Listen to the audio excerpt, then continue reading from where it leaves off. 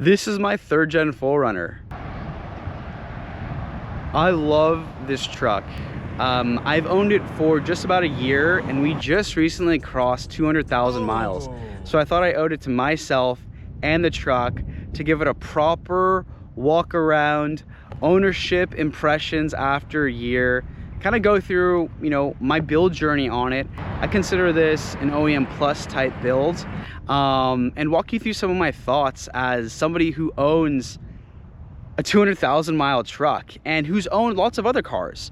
I've owned WRXs, I've owned M3s, I own an S2000. I had a 2026 Tacoma TRD off-road that I sold, which is crazy because it's July. I only had it for a few months. But I love this truck.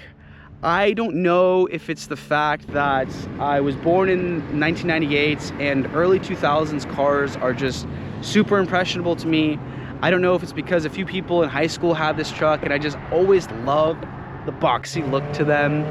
I don't know if it's because it's a dying breed of cars, or a type of car that just simply can't exist today. Naturally aspirated, body on frame, hydraulic steering.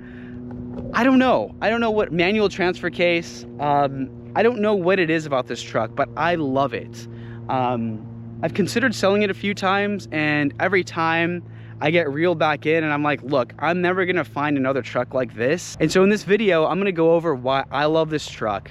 And you know, maybe even some maintenance suggestions or buying advice that, you know, I would have liked to known a year in advance or a year prior to buying this truck. So let me walk you through what I've done with the truck to keep it reliable and kind of this OEM Plus vibe that I've been talking about. The very first thing that I did with this truck when I got it was I cleaned out the sunroof drains. These things clog, they're notorious for clogging, and it actually destroyed the carpet. I didn't know that the carpet was destroyed until after I bought the truck. The carpet was very smelly, had this odor that I just could not get rid of for the life of me. So I cleaned the drains, and it worked out fine. Timmy the Toolman has a really good video on how to do this, and Timmy the Toolman has a really good resource for a lot of these 4Runner things that you're gonna run into. Then I started focusing on the brakes. I bought this truck and the brakes were warped, of course, right? I think this truck was kind of neglected in terms of maintenance and just keeping it up to date. So I got a set of EBC rotors and EBC yellows for the fronts. The rears I have not touched yet, and it shows. The e-brake doesn't really hold very well. I'm probably gonna take it to a shop because they're drum brakes. And that was something I kind of didn't know when I purchased this truck, but they were drum brakes. So if you're looking to buy a truck like this, newsflash, they're drum brakes and they're not as easy to work on as disc brakes. So I got EBC yellows and I put some leftover high temp brake fluid just for better braking performance. Totally changed the truck. EBC yellow is a really good pad. It dusts a good amount, but the brake feel is superior to cheap economy pads that you're gonna be buying. I drive cars, I race them on the racetrack, I care about brakes, I love really good braking feel. I put EBC yellows on all my street cars. After I did the yellows, I also did stainless steel lines while I was in there, right? Just makes sense to do that. Then I started looking at the suspension. You know, I like cars that look good, and I wanted a very mild lift. This car was stock with 180,000 mile struts on it, and they were tired. It had that classic 4Runner sag in the rear. And so, again, in the spirit of OEM Plus, I opted for Bilstein 5100s all around, and then OME 861 series. I did a softer spring in the front and a stiffer spring in the rear with very aggressive bump stops, because it had this very flawed logic that I thought I was going to be able to tow my track car and trailer up and down to the track with this thing. That was very naive of me. This thing can barely tow its own self up a hill, let alone 5,000 pound weight capacity. So if you're looking to turn this into a towing rig, I probably wouldn't, because these things are very, very slow. In the spirit of reliability, I also upgraded the cooling system, again, with the theme of wanting to tow. So I got a Koyorad, no, maybe it wasn't cross flow radiator, but I got a large Koyorad aluminum radiator, and I got a transmission cooler, a Durali transmission cooler. Two very simple plug and play installs. The transmission cooler, getting the lines off, it's kind of hard. But other than that, just hooked 2 wires in, one hose in and then one hose out to the Durali cooler is probably like 150 bucks to get it done.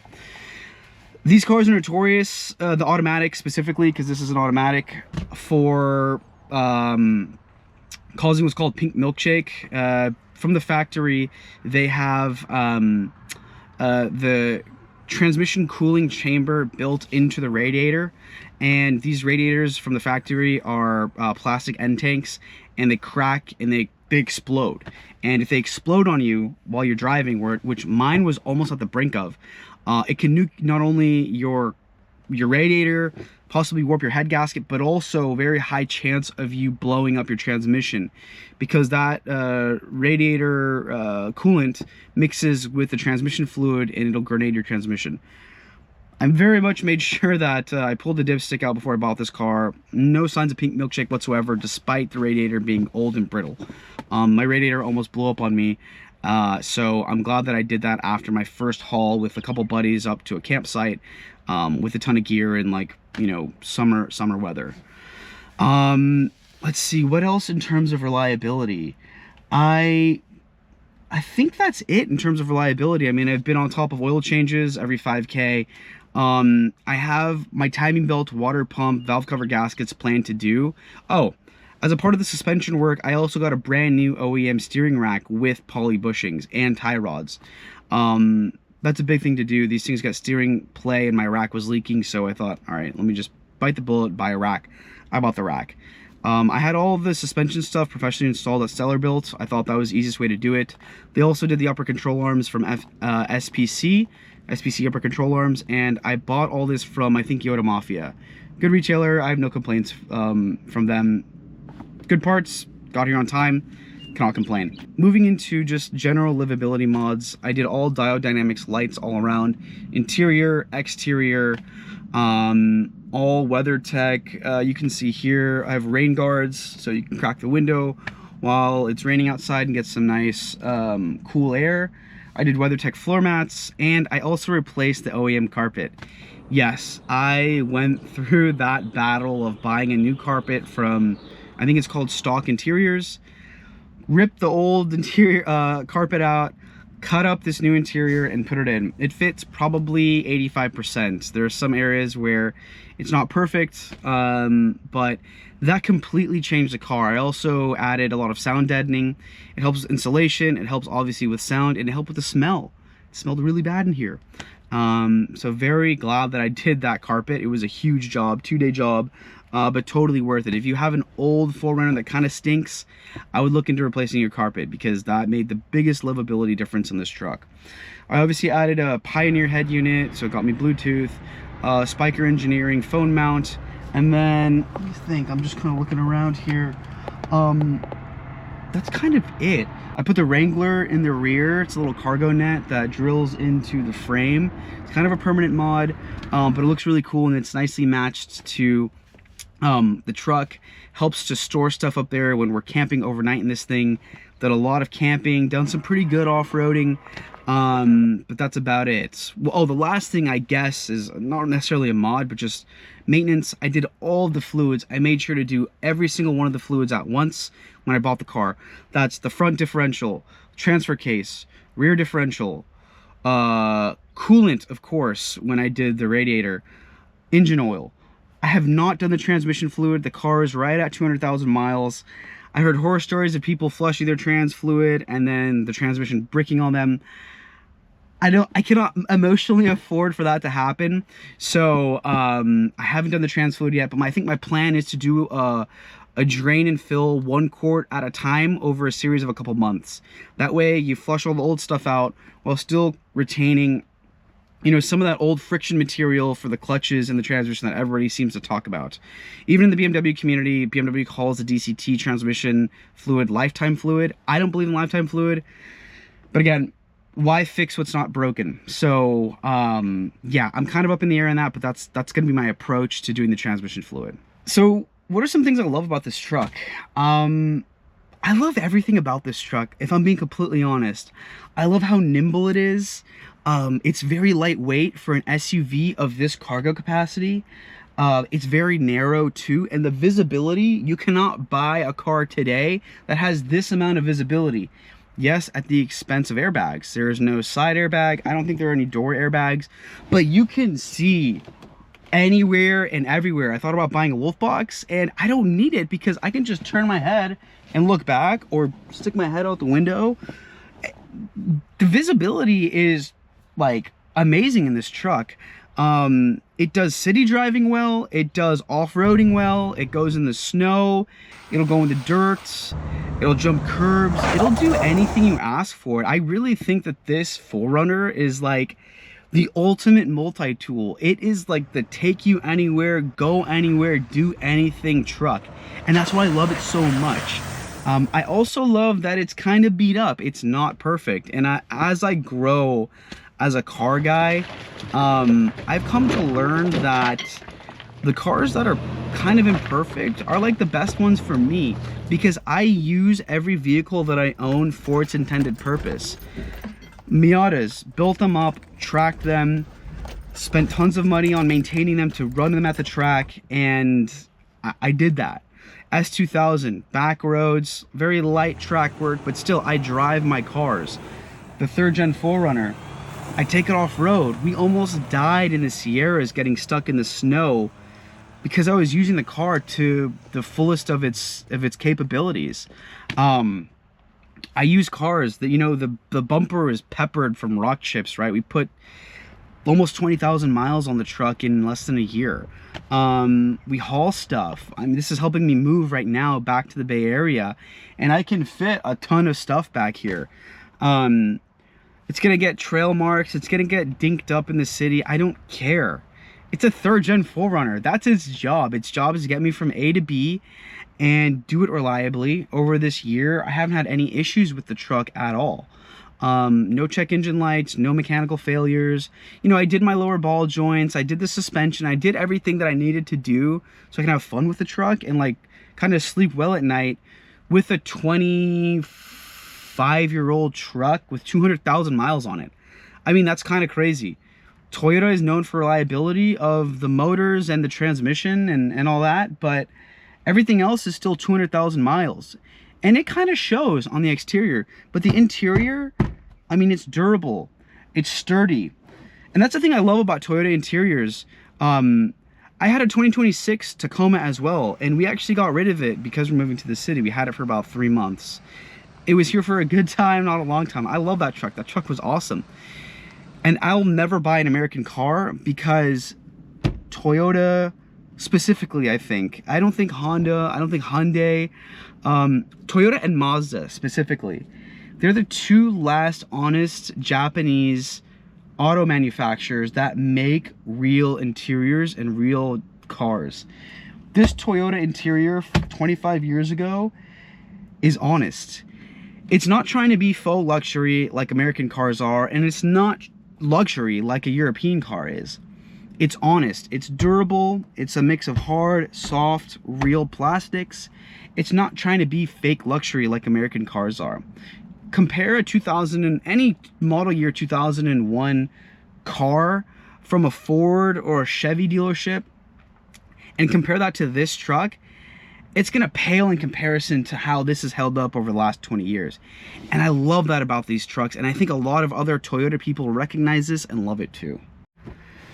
I've had, like I mentioned earlier, my fair share of adventures with it. I am not necessarily an off-road guy, but I've gone off-road. My fiance and I, we've gone camping a few times, New Year's. I love the snow. I initially bought this truck as a Tahoe rig just to zip me up and down the mountain. Unfortunately, the snow season of 2025 and into 2026 was like abysmally horrible. So I only went up like 4 or 5 times. I got stuck a few times. It was very fun. Christmas Eve specifically, driving through Lake Tahoe.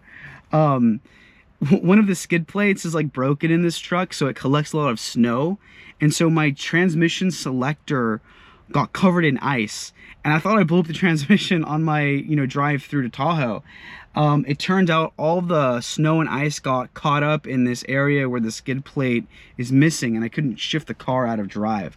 So I spent like an hour in that McDonald's on Christmas Eve, getting hot water and throwing it in and using like a shovel that I had, tactical shovel, to pick away at the ice so that I can shift the car back into park and then back into drive and then get home. So I need to throw a skid plate on here. You know, and like I said, I've done some fun off-roading, right? We go camping in this thing. We throw some sheets in the back. We have a mattress, fold the seats back, and we can sleep in here, and it's nice. Crack the window a little bit. Like I said, we have the WeatherTech rain guards, and we're good. Like, this truck is cool, and I like the fact that it's an SUV a little bit more than I needed in a truck, because this is an out-the-box camping rig. With a truck, you need either a soft topper, you need to buy one of those truck tents, or you need a physical tent. I don't own a tent. Instead, I bought a truck, and I intend to use that truck, or this SUV, this body-on-frame machine, to sleep in it, to camp in it, to be my kind of rig. So I don't own a tent because I don't need to. I just sleep in the truck. Yeah, and like I said, you know, this has taught me a lot actually about off-roading, about contact patches, tires, airing down, PSIs. It's so funny because a lot of the same principles on the track apply to off-roading. PSIs are very important. You want to air down before you hit a trail. A wider contact patch is generally better for off-roading. Clearance, suspension, all that is all related, and that's kind of why I like this off-roading, you know, detour or side quest that I've been on, because it flexes my skills, it flexes my driving capabilities, and also the way you build a truck. So I like that. This is the perfect entry-level rig to do stuff like that. This truck unfortunately does not have a traditional rear diff locker. It has a center locker. I don't know too much about how that works. I've used it twice. When we got stuck in the Sierras, and then I think one other time in the mud. But I think it works generally like an all-wheel drive system. That's a good segue into actually what I don't necessarily love about this truck. So if you're considering purchasing specifically an 01 or an 02 third-gen 4Runner, there are some trade-offs that you're gonna have to make. First of all, these do not come factory with traction control. So that means traction control is always toggled unless you are in 4 low and with the diff, the center diff locked, I think. Maybe you don't need the center diff locked, but unless you're in 4 low, traction control will always be on, and it's very intrusive. It's intrusive on the streets. It's intrusive in the dirt. If you're trying to do some stuff on the dirt and you're taking it too fast, or trying to go up a hill, traction control will toggle, the thing will start beeping at you, ABS will trigger. It's very annoying. I need to disable it. AndyMod 2.0, something I've been putting on the back burner, which disables it. Again, Timmy the Toolman is like the perfect resource for you to learn how to do this. But you do not have a factory traction control switch or a rear diff locker in the 01 to 02 models. What you get instead are leather seats as standard in the limited trim. I have working heated seats, which is really cool. You get this kind of body kit, I think, that is unique to the 01, 02 limited 4Runners. And then you get the wood grain trim. Maybe there are a few other things that I'm missing. Like sunroof is, I think, probably standard. I hate a sunroof, but the car has it, so whatever. But that's definitely something that is a bit annoying for me. Another thing that's pretty annoying for me in this truck is the rear brakes. It's an old Toyota, so it's gonna have drum brakes. They're hard to service. It is what it is. Another thing that I think sucks in terms of off-road capabilities is the fact that it's kind of difficult to get driveline clearance in a mild OEM Plus setup. You could go with 31s like I have right now and a suspension lift, and that helps clear things a bit.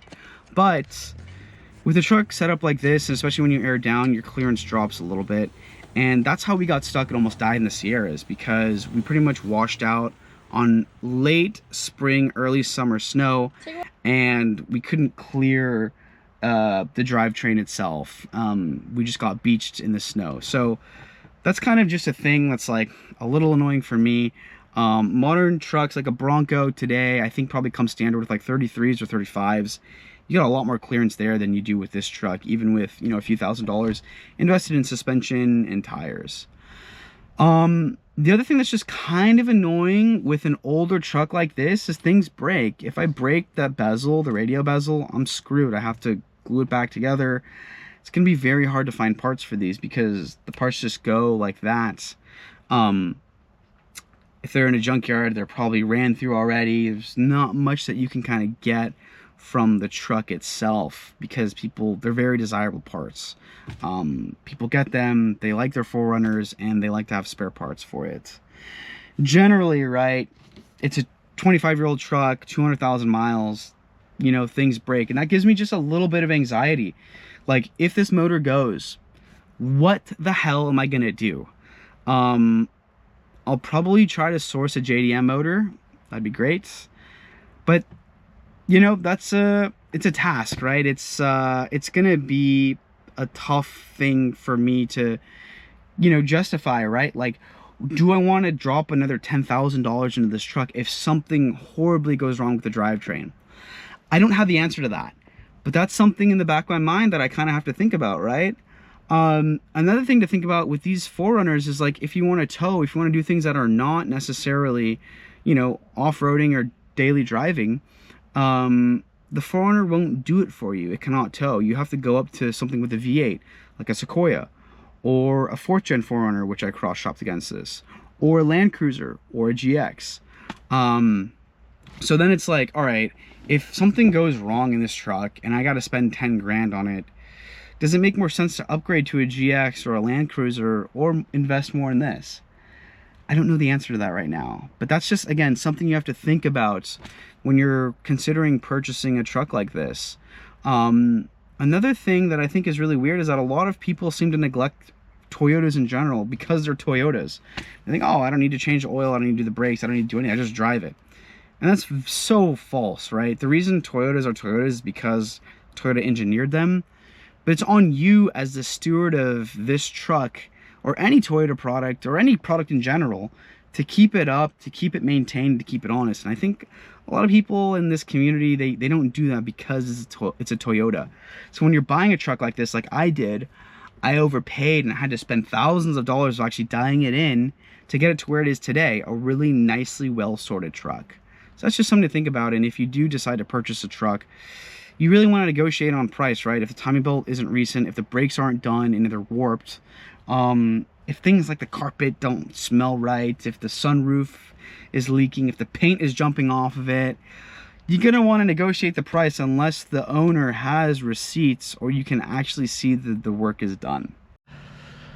I kind of cheated in the last part of this video. I didn't really write out or like premeditate things that I hated about this truck because look at it, it's so cute. It's perfectly imperfect. And it's a really good driving experience for an SUV. Like I said, it's very lightweight.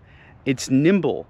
This thing shifts its weight strangely well. Like, I hate to say it, but like I can trail brake into corners and traction control will trigger, but that weight will shift. The body on the frame will turn in at an angle that I don't think modern SUVs or trucks can. The visibility is great, the gas mileage sucks, and they're very slow.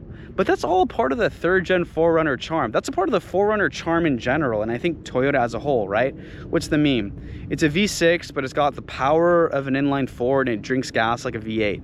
And all that is true. So if you are deciding on going on an ownership adventure with specifically a 3rd Gen 4Runner, keep some of these things in mind. It's a very rewarding experience. It's a pretty cheap experience too. I mean, if I were to get, I don't know, an E36 wagon, for instance, similar-ish cargo capacity, similar kind of utilitarian vibes, I'd be double, maybe even 2.5x into that car than I would be into this, right? And so it just goes to show that, I mean, look, even a 25-year-old Tacoma or a 4Runner, you know, might be worth looking into pursuing. because they hold their value so well and they're so reliable and so overbuilt. I love my truck. Again, I might say that this is like my favorite car that I've owned to date of all the cars that I've owned, which is crazy to say. I've had WRXs, M3s, Miatas, and an S2000, and a new 2026 Tacoma. And I just love this car for what it is. It's honest, it's reliable, it's real, and it just gets the job done for me. So, you know, I hope this video was informative to whoever is watching it. I don't know. I love this truck. If there are any like gaps in kind of what I said about this truck or what you guys have done to keep your trucks reliable and on the road, please let me know. I'm more than willing and able to, you know, spend the money to keep it going. I'd love to see this truck hit 300,000 miles, 400,000. I'll keep it as long as it keeps me in it. You know, so yeah, with that, I'm gonna sign off here. And I hope to see more 3rd gen 4Runners on the road because they are truly special trucks.